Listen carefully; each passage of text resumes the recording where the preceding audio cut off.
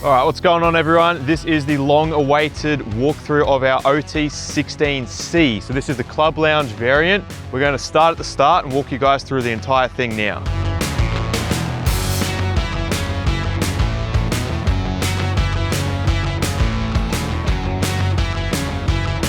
Rightio, front to back. I guess main feature of this van that everyone seems to be loving at the moment is the big toolbox at the front.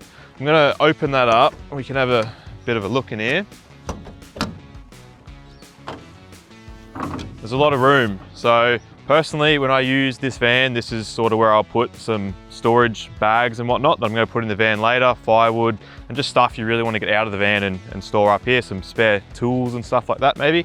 Inside, we've got our diesel heater tucked away. So 10 litre diesel heater, that'll warm the van for a very long time. Front, we've got another storage compartment. Personally, if I'm trying to get on the road quickly, this is where I'll put a bit of dry food and groceries so we can get on the road quicker. Standout feature, we've actually enclosed our gas bottles. So many times we'll see on vans that all your regulator gas bottles that are out in the drawbar, out in the weather, we really wanted to protect those, just get them out of the elements, out of the dust. It makes everything work better when it's not all full of dust and your reg and everything like that. All right up front, we got the Cruise Master DO35 hitch. So it's like a pin coupling system. These articulate really well, just a bit more grab than your standard tow ball. We've got a nice little handbrake at the front. I won't pull that, we're on a hill. We've got the Arc Extreme Off-Road jockey wheel. We actually put them all in black, a bit of a theme to the company. Everything's got to be blacked out. So we did pay the extra money, black those things out, they look great. Moving on, a bit further down the van, still up front, we've got these nice little latches here. And then you'll notice these doors, there's no flex in them. They're double skinned, solid, and they've also got 3 seals. So outside seal, inside seal, and another inside seal. So you never get any dust or water inside these bad boys. Got a big fridge slide here, comes out. So I've actually personally got fridges in my canopies already. So I've just been storing my toolkit up here. In the other van that I've been using, we've got a rotisserie. There's plenty of room here. Put the big Evercool fridge in here, which is great. Up here, little pantry. So there's one thing and a common theme that we'll be talking about a fair bit in this van is just the amount of storage for a little 16 footer. There's just plenty of spots to put things. You'll be amazed at how many you take up. In this one, I've just got my screw pegs and a few other bits and pieces, and that all packs up nicely like that. Little tunnel boot at the front. You'll definitely find a use for that. Sometimes at caravan parks, you've got to take your own rubbish. That's even just a good little storage spot up there to put some bits and pieces. Last little spot I'll show you at the front is this section here. Just handy. We just tried to fill in every blank space on the van to make sure we're making the most of the room.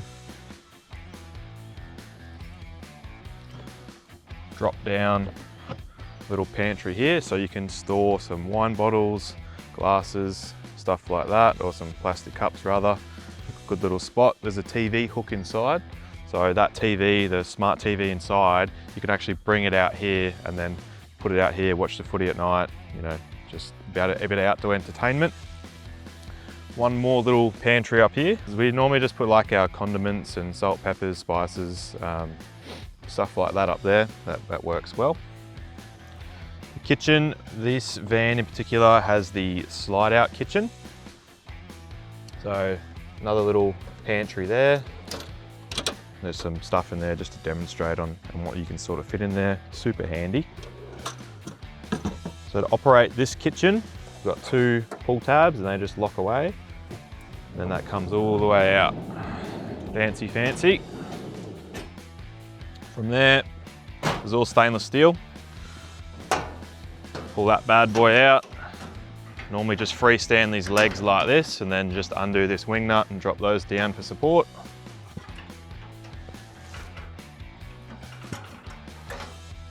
Simple.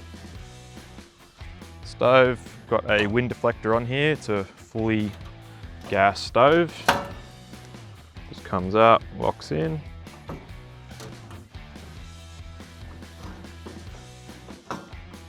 Having good gas appliances throughout this van and making sure it was all plumbed up properly, we took a lot of pride in. So all these appliances are awesome. We'll cover the hot water system soon and the internal cooktop, but just know that they're all really good appliances. Dish rack here, sink there. So it is really nice being able to wash up outside. So many times I've camped in the past and you're trying to wash up on the ground on like in a little plastic bucket. So having a wash up sink somewhere to dry everything is super awesome and fancy when you're out camping. A couple more drawers on this one. So that's just your access to all your services underneath, and then your drawers are here. So all your cutlery there. We still bring our cutlery and put them in the van every time because the ones we use are actually on display. So we don't have any cutlery in here, but yeah, that's where it goes. And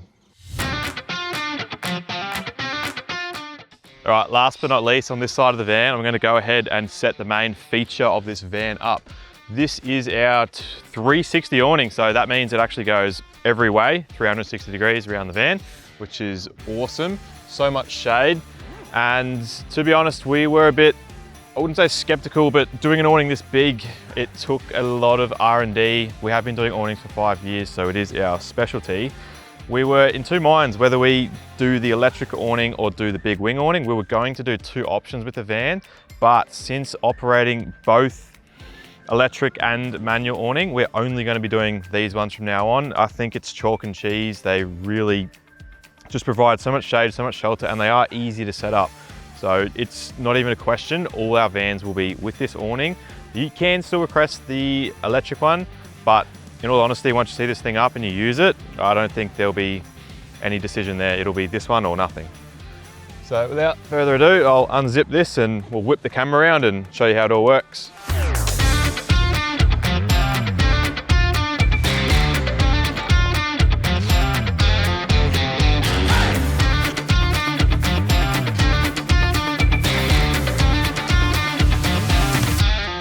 So first things first, you saw us unravel that. If you look really closely, you might have actually saw that I wrote "It's my mum's birthday" on my hand. Good son. So walk this around.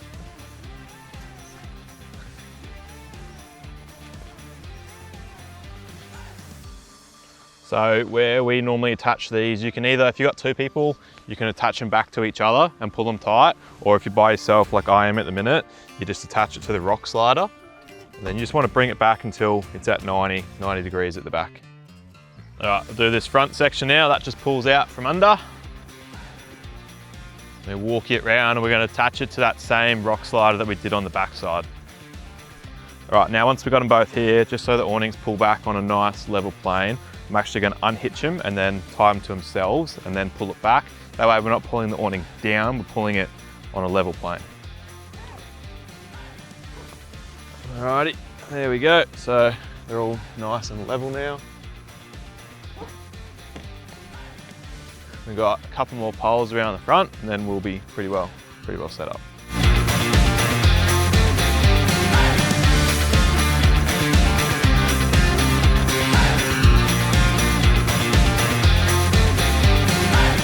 So we store the two awning poles needed down the side, and these are just a front support pole, so they fit perfectly in there. I'll go and put these in and show you exactly where they go.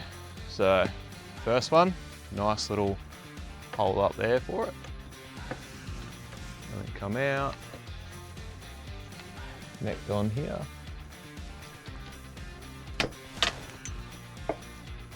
Tighten that up. Turn that side in.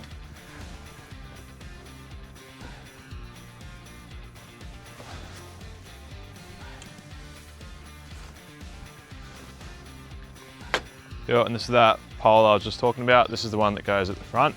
And obviously we're at a 4.2 meter span, the whole width of the length of the van, sorry. So we do need an additional pole in the middle. Now, you'll notice this awning at the moment is completely freestanding because it is a freestanding awning. But however, even though it is freestanding, that doesn't mean a 50K gust isn't gonna hit you and remove your awning at some point and become a Bluetooth awning. So we have included drop-down poles on every arm. Now, it is paramount that these are used every time we set this awning up. And it's just, you just wouldn't use it without doing it. The amount of surface area we have, it's pretty extraordinary. So we've got ropes to go on every single pole, and whenever operating the awning, I think you'd be mad not to use them. Every time we personally use them, there's just no doubt in our mind, we use the ropes every time. Now, you'll notice that the awning, it does go the full 360. So we do have shade all the way underneath the front here. So if you want to get into your toolboxes, if you want to get into your fridge, you pull your fridge slide back out. Normally a electric awning, it finishes about here. So if you're trying to get to your fridge and it's raining, you're just going to get soaked. And same if you're on the beach and the sun's coming in, you just got hardly any coverage under those little electric ones. And then same with the kitchen, you're trying to cook at night and your electric awning finishes here. It's pretty hard to cook when you're in the pissing down rain. So having this that goes the entire way around, like honestly, I don't use the word much, but it is kind of game changing. Cool, so jumpers off, things are heating up, getting exciting. We are plugging the awning lights in. You would have noticed if you had a keen eye that we've got 2 USB ports on either side of the van, all pre-wired. So technically you could use one if you wanted to charge anything outside, but the main reason they are here is to actually plug our awning lights in. I've already gone and plugged them all in. They are on the warm white setting. They also go amber, or orange, whatever you want to call it, for help with bugs. As good as these lights are, they do not extend 2 meters that way. So having lights that go the entire way around the awning, you really don't always need to use these, but it's good to have them. But having the 2 meter lights that literally light up the entire van, it's awesome. Alrighty, we'll move on to setting the roof up, and then we'll duck around and have a little look at the outside, chat about the hot water system and appliances. When setting the roof up, honestly, this was about $15. They are your best friend. I'm not the tallest bloke. I'm not crazy short, but I definitely didn't make 6 feet, unfortunately. But get one of these and it will save your life. Pack up small, put them in one of the storage compartments we spoke about. And to open the roof, we've got a series of latches. And the way they work is just an over center latch. So you really don't want to open the roof without unlatching them. It wouldn't be good. So just do your due diligence, walk around, make sure we're all unlatched, and then we'll go to the next step and put this bad boy up. So 4 latches in total. These ones are a bit fancier. We can't actually do this style on the other side because of the 270 awning. We do have to use those little over center ones, but we did put the fancy latches on this side. So just to confirm, 4 latches in total. These all need to be undone before the roof goes up. Okay, so a question we get a fair bit is, why on earth would you buy a hybrid where you have to pop the roof up? What a hassle, how annoying. When I want to go to camp, I don't want to do anything. I just want to park it and do nothing. And I'll agree, it is very difficult. Just how hard's that? Yeah, shouldn't buy one. Why have the better fuel economy by keeping it lower when it's just so hard to set up? I don't know why you'd do it.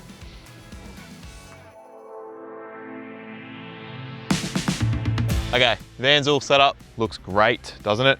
Lights on this side. This is the tunnel boot that we said before. So if you need to stash any dead bodies or anything, that's where you'd be putting it. This side is another little slide here. So you can put a baby Webbecue in there or a generator. Generator's a good option. If you're off grid and just pumping that aircon, then you can always put it in there.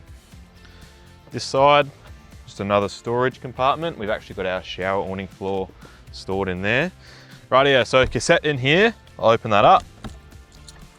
So we've gone with the Dometic cassette. Really simple. You just put the blue tablet inside, put it down the toilet, open the little hatch, and then you'll get you'll get a long time out of this before you have to change it. We've done 4-day trips and we've gotten home and haven't had to empty it yet. that just comes out. It's got like a little suitcase, and you can do the walk of shame around camp with your toilet before you go dump it. Quite entertaining. We'll shut that up. Alrighty, outdoor shower. My favorite thing to do is actually shower outside. My wife and daughter always shower inside, but I like to keep it real. I like to feel like I'm camping, so I will often sneak out and use this little outdoor shower. Pretty simple setup. We just got hot and cold and a little spout like that. I won't pull it out, but you get the idea. Hot, cold, spout. And then with our shower awning, the vans generally come with a pretty cheap sort of shower awning, most of the ones on the market, but as we specialize in this sort of thing, we've equipped it with our shower awning. Over here is the hot water system. So most vans, typically they'll have the 10-litre storage, but as I mentioned before, I was a gas fitter for close to 9 years, and having a 10-litre storage just doesn't really do it for me. So we decided to do the instantaneous or continuous flow, if you want to be technical, hot water system. And what that means is you're never actually going to run out of hot water. You'll run out of gas before you run out of hot water. This thing absolutely purrs along and pumps. Feed for, if you're plugged in at home, that's your 15 amp inlet. Keep all the batteries topped up. So that's pretty self-explanatory. If you're at a caravan park or anything like that, then you just plug the van in. All your appliances will still run through the inverter. We haven't touched on electrical yet, but we can go over that in a bit more detail later.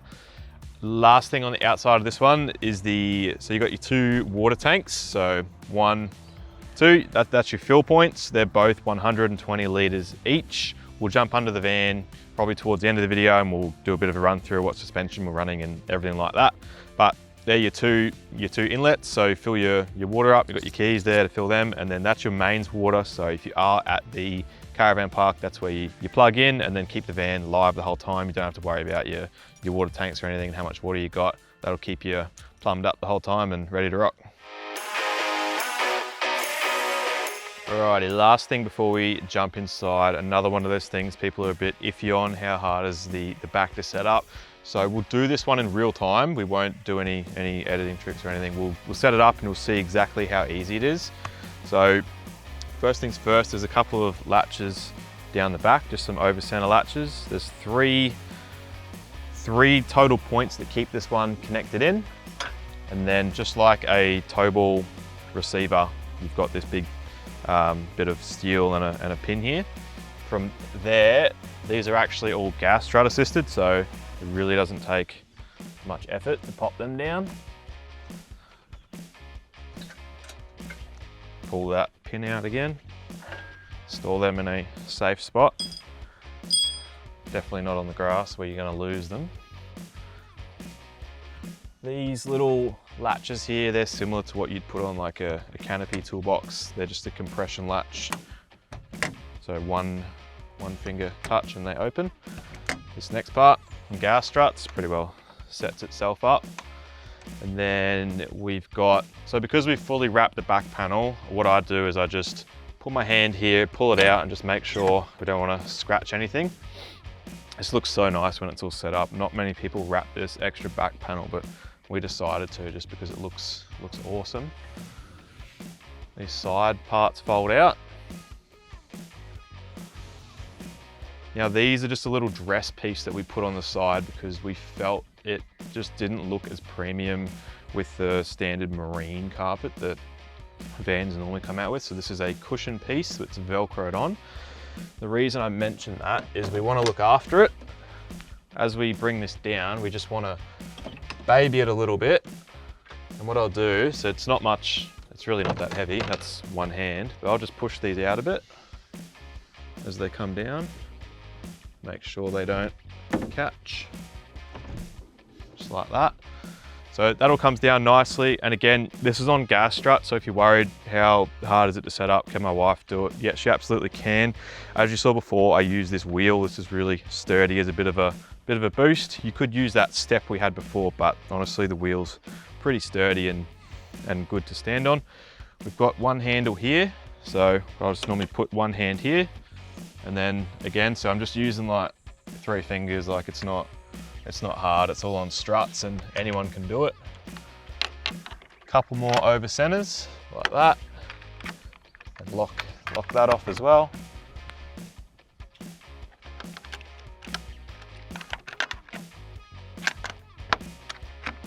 And that's that back piece all set up. We'll jump inside now. I'll show you what actually needs to happen with the bed. Again, super easy and whole setup time, very quick. Alrighty, so this is the situation that we're left with on the inside when we come back in. So to remake the bed, it is very simple. We just push that back down. You might have to get in here and just, you know, use one hand and push everything back to normal. We did leave the blanket on when we did that, so you can leave the bed made. In the master bedroom here, we do have a king size bed. You do not feel the fold through it. That is a common complaint, I guess, with hybrid vans, camper trailers, is you feel the crease. The mattress is fully built in-house at our factory, and it is a full spring mattress. And without a word of a lie, like, we've got a sleeping duck mattress at home that we paid several thousands for, and my wife has been biting at my ear to get one of these made to put on our personal bed. And I'm not even joking, no word of a lie. We've spent a lot of money on mattresses, and this one actually comes out on top. But don't take my word for it. Come to a trade show, try it out yourself, and you'll see exactly what we mean. On the back section here, we've just got some reading lights. So just sometimes the lights in here, there's so many downlights, they might be a little bit harsh, and you're just trying to get into bed without trying to reach for switches. So you can just put these on so you can make your way to bed. I think they're super handy and definitely worth having. Some USB and USB-Cs at the back. Everyone wants to charge their phone at night, or, you know, you can check the time and make sure your phone's not flat in the morning. All the windows, they've got a fly screen over them, and they've also got like a little blind there. So even in the middle of the day, so I'll put my 2-year-old on me for a nap in here, put all these up, and we are pretty well blacked out in here. It is super dark, really cool. The screen also disconnects as well, and then we can pop all the windows up individually. We've got some storage pockets. Make my way forward.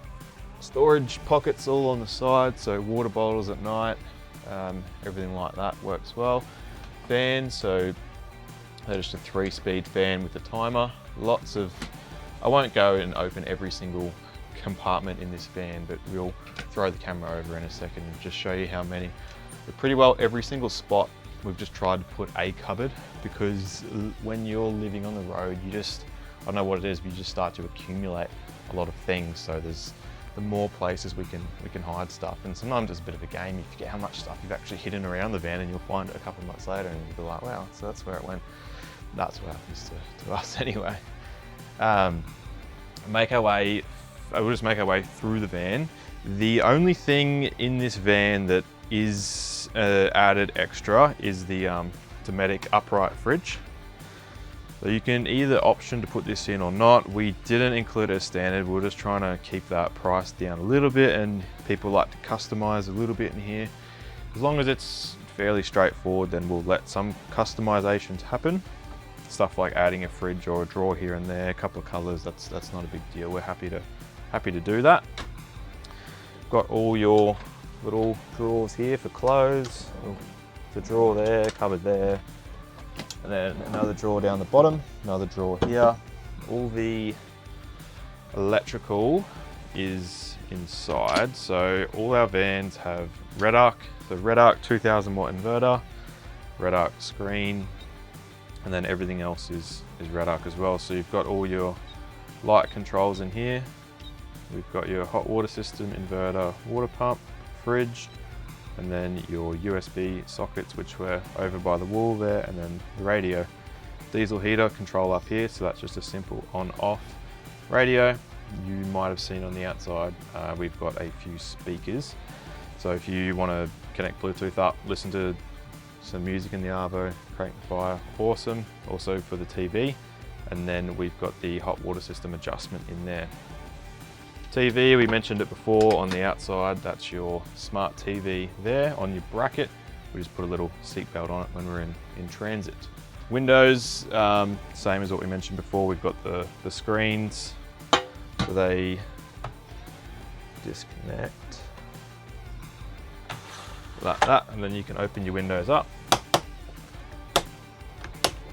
They're all just like sort of, you hear those little gas strut rams click off, and then you can open it up and then chuck that fly screen down so we're not getting all insects and whatnot in here. Dometic stove inside. Not that you might cook a whole lot inside, but sometimes if the weather's, it's a bit mental outside and you pulled up to camp late, you just want to heat something up, pull it out of the fridge, it is good to have the option to cook in here. If you didn't want that, or you wanted induction or something different, obviously reach out to the team and we can sort that out for you. Not a big deal. Sink on the inside here, so hot and cold. Awesome, that just goes back to our 2 120 water tanks. More storage and whatnot underneath, so there's cupboards and drawers. Let's see if we can get the camera up to there. We've just got a few towels in there for the shower, which is handy. They're all quite deep. One thing we've done with the cabinetry too, a little bit of a, I guess, secret to keep the weight down, is the vans are made out of a composite panel, and we've actually ditched the back skin of the cupboard just to keep the weight down. So we've got a most amount of cabinetry in here, but also keeping it lightweight, and then all that cabinetry, when it's assembled, it's all dovetailed together, so it is super strong. At the end of the day, you do have a house on wheels and it's getting shaken around, so you want to make sure all your cabinetry is dialed, which it is. Cool, so Dometic toilet in here. You obviously just wash your hands outside on this one. Being a couple's van, we just wanted to make sure we've got heaps of room in here. The way the toilets work, I'm not going to give you a full run through, but you just pull that flat, press the button, and they flush, goes down to that little cassette we spoke about earlier. The shower is a flick mixer. I think flick mixers are nicer than having 2 dials. You can just leave it in the same spot. I'll jump out the way, we'll get that camera in there, but you can lift this part of the shower head up, stick it up on top, so you can shower under there comfortably. When we camp, we'll easily get 4 or 5 days out of the water and the shower with the pump setup we've got. The main objective was just to make sure there is enough water in the van that when you're fully off grid and you have, without any other water, without any plugins, you can make it at least 4 or 5 days showering, washing up. You do have enough, and you don't have a pump that's oversized, just pumping way too much water out, and then you're going to burn through it really quick. So really good design there, good shower, good space. Okay, so this is the home of your electrical setup. We've got the red arc inverter in there. That is the 2000 watt inverter. Same one as what I've got on my canopy, which is enough to run your coffee machines, microwaves, any charging equipment for people have electric chainsaws and stuff these days. You run a Milwaukee charger off it. There's plenty there. If you wanted to, you can upgrade to a 3000 watt inverter. If you do that, then you're probably going to want to upgrade the batteries as well. So we do include a 400 amp lithium, but in that battery hatch, which is just down at our feet here, we have given enough room. So one 400 amp battery sort of sits here, and there is a spot, if you did want to go to 800 amps, then there is a spot there already pre-selected, I guess. So just keep that in mind. But 400 amp with the 600 watts of solar on top, you're really not going to run out off grid unless you start trying to use air fryers all day. You're running the aircon, you will get about 6-hour runtime with the aircon. So it is enough time to come in here, have a bit of a nap. I know we were out camping over Easter and it was bloody hot. I was trying to get my girl to sleep. So we put that aircon on for about 3 hours and we got down to about 52%. Pretty good, because by the day, sort of midday the next day, by the time we had to have another nap, the batteries are all the way back up with the 600 watts of solar. And we could run it again. But if you wanted to do, 12 hours runtime just on batteries, which is pretty wild. A few years ago, you put an AGM in, you really couldn't run aircon. But these days, electrical's come a long way. You'll get that 6 hours for the 400 amp or 12 for the the 800 amp. That's all run. We mentioned the Red Arc before, but in there, behind there and under the bed there, we've got the Red Arc Manager 30. What that means is 30 amps can charge the battery at once. So you can work out how much everything draws, obviously your fridge and everything. Like you're never gonna run out of power unless you're running like heated appliances. So if you did wanna, you know, run your air fryers and maybe go to induction, then we could always look at doing the 800 amp. And then we would probably go to an Alpha 50. That means you could get 50 amps of charge back into the battery. But as it sits with the van, as you would receive it with what's included, the 400 amps, the 600 solar, you're never gonna flatten this thing. It pumps. Alrighty, moving on to the back end, probably the most exciting part of the van is this club lounge arrangement. I'll just jump down out of the way. So this club lounge is dual purpose. At the moment, we've got it set with the cushion in the middle. Obviously, we just bring this up to the same height and it doubles up as a king single bed. So if you do have a kid and you want to travel and chuck them on there, you can. Like maybe they're close to moving out of home, they're not going to go traveling for much longer. You could temporarily put them there, and then once they move out and whatnot, grab their own setup, chuck them in the swag. That table, we'll wind it up in a sec. That comes up as a club lounge, which is really cool because you can sit around it, you can eat at a table. You know, so many times where it's freezing cold, you got your dinner and it's sitting on your knees at night, you're trying to eat. It is nice these days to actually come in and sit at a table. You can all sit around and it is a bit easier to eat. On top of here, we've got a couple more storage sections. I'll just open 2 of these up. Because the front of this van, most caravans, they come down really steep on a point, but ours is a bit boxier with a nice nose on it. That's that front nose there. It just means this whole section is a lot larger. You'll see it in our bunk walk around soon in the other video. There's so much room here. Like normally people got to run bunks this way and lounges all sorts of different ways, but having that boxier front end means we can have more room there. So I'll pause this camera, we'll wind this up and show you just how this club lounge works. All right, check this out. Not many things excite me these days, but this is pretty cool. Look how easy this is. One button. That was cool. And then on this side, same thing, one little button, and you can just move it over. And you'd be thinking, why do I have to move it over? Well, to get in here, it is easier when you move it over. Jump around, dinner on, let everyone else in, and then pull it over. But that's, you know, one fully sized bloke sitting here. You'd easily get 2 people there and 1 over there. So if kids are out in the swags, you can all eat in here. Like there's heaps of room. It beats sitting by the fire with your plate sort of tucked on your knees and it's gonna go everywhere. Like this is elite. I love it. A few little pockets down below and another little power point. We've sort of just stepped it up and put charging ports everywhere, power points everywhere. In the grand scheme, like adding a couple more power points and whatnot, it's just worth doing before. You don't want to be trying to do that stuff after the fact. So try to forward think that if you are sitting here, you're trying to, you know, work on the road, a lot of you are working on the road, like us, chuck a laptop up here. It is good to be able to charge everything. So having them under there, a couple little storage pockets for if you want to chuck your chargers or whatnot, it all helps. You'll see we've actually put downlights absolutely everywhere.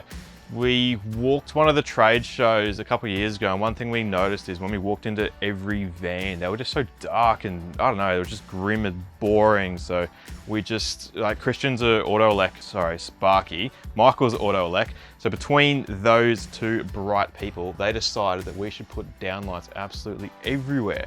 And I'm not mad about it. It looks great. It's lit up like a Christmas tree. It is good for during the day, good at night.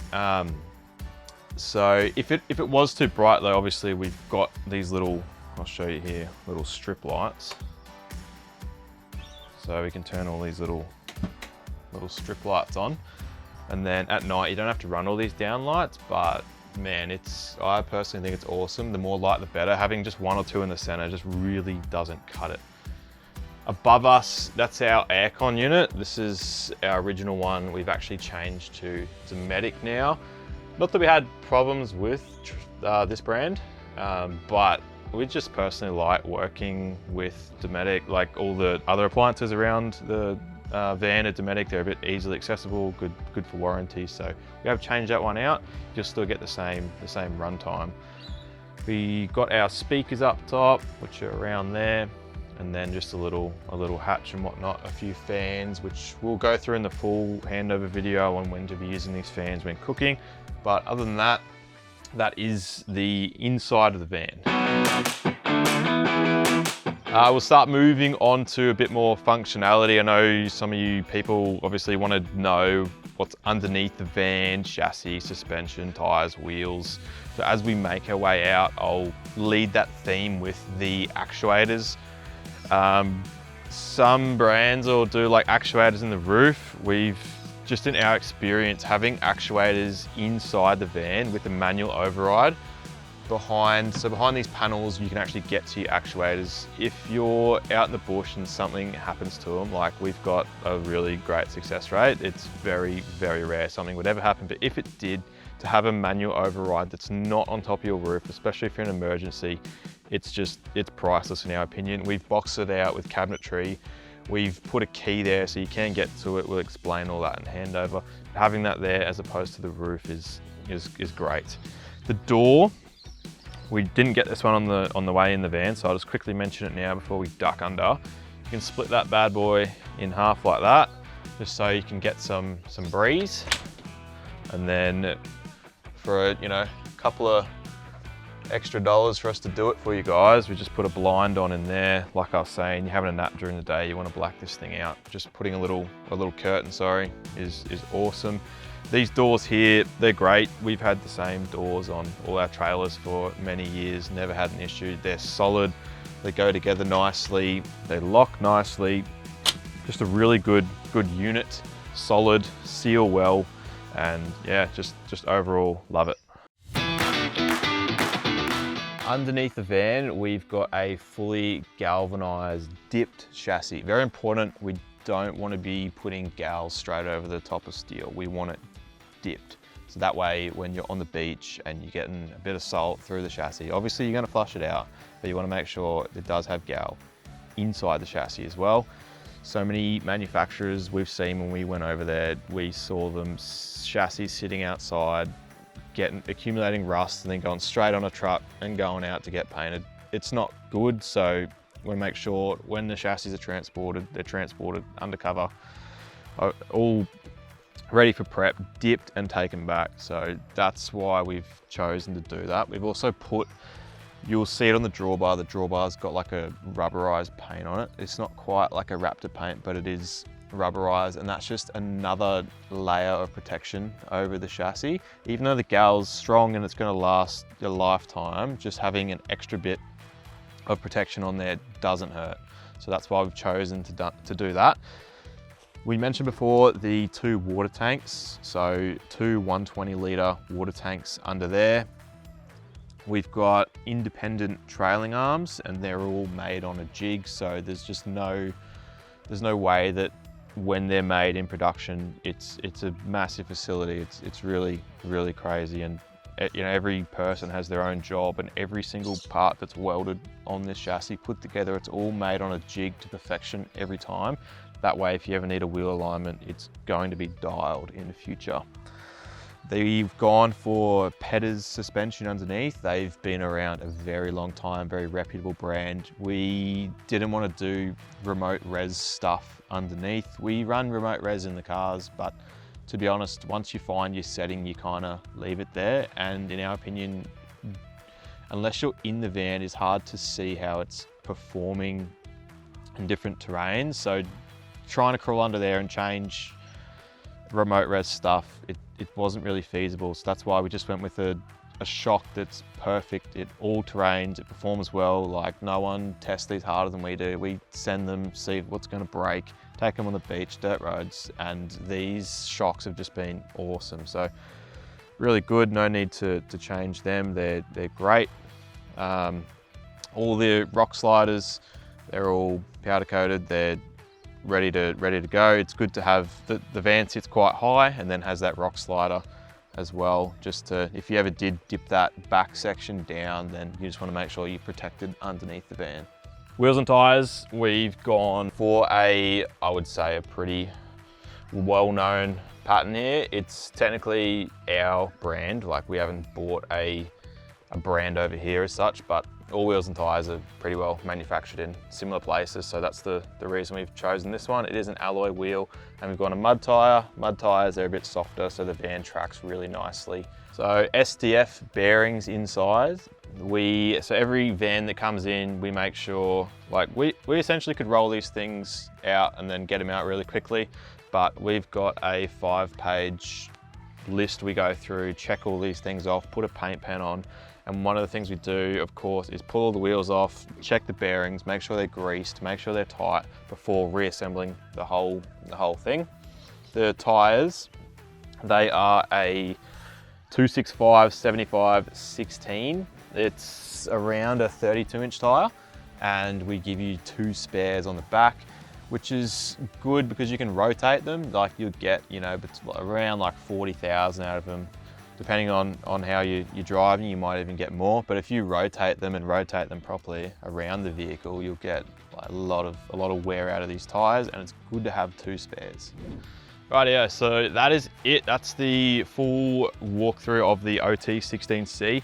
If I have missed anything, we're doing a full list of run-throughs and all the other vans with different presenters. So if I've missed anything, you might pick it up in the other video, so make sure to check that out. Personally, I've been using this van a fair bit along with the 13. Absolutely loving it. Tows well, performs well. All the specs and weights, if you did want a chart of that and to see full inclusions, obviously that's on the website. This video is just more of a walkthrough and get to know the van.